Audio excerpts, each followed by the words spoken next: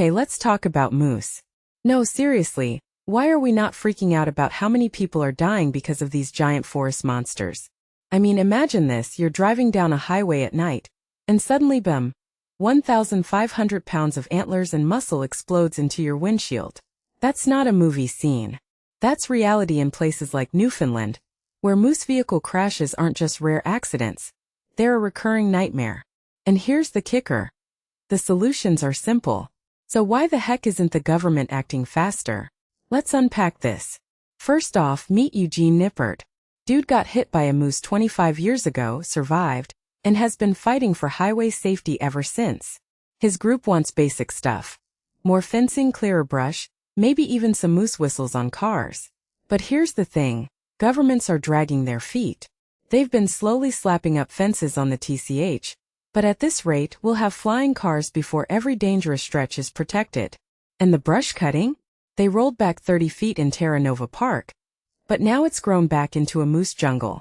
Nippard wants 80 feet cleared. Personally, I think he's right. If you're a moose, thick bushes along the road are basically a buffet with a free highway pass. Cut the brush wider, and you're taking away their runway. But here's where it gets weirdly political. Nippard points out that politicians themselves drive these roads. One MP even died in a moose crash. So why no urgency? Maybe because dead moose don't vote. But let's be real, this isn't just about lobbying. It's about cost versus human lives. Fencing is expensive, sure, but how do you price a life? Or a family shattered by a crash that could have been prevented? What many people don't realize is that this is a solvable problem. Alberta's tried wildlife corridors and motion sensor lights. Sweden uses moose detecting radar. Newfoundland sticking to slow and measured? That's not strategy, that's bureaucratic cowardice. And then there's the Prime Minister joking about Grosmorn being the moose capital of the world. Cute but tone-deaf. When leaders crack moose puns instead of announcing action plans, it sends a message. This isn't urgent. But here's the deeper issue. This isn't just about moose. It's about how governments prioritize risks. We'll spend billions on healthcare waitlists but shrug at preventable highway deaths? If these crashes were happening in major cities, not rural areas, would the response be the same? Probably not. Rural voices get ignored until tragedy strikes. Again and again. So what's the fix?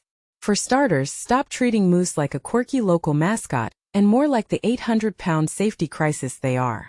Let's get aggressive with fencing, use tech like animal detecting sensors, and maybe even explore controlled culls if relocation isn't feasible. But mostly, we need politicians to stop playing whack-a-moose and start treating this like the public health emergency it is. Until then, every drive through moose country feels like playing Russian roulette with a forest full of landmines. What's your take? Are we just doomed to keep writing condolence letters to crash victims' families? Let me know in the comments, because honestly, this is one problem we shouldn't be sleeping on. Literally.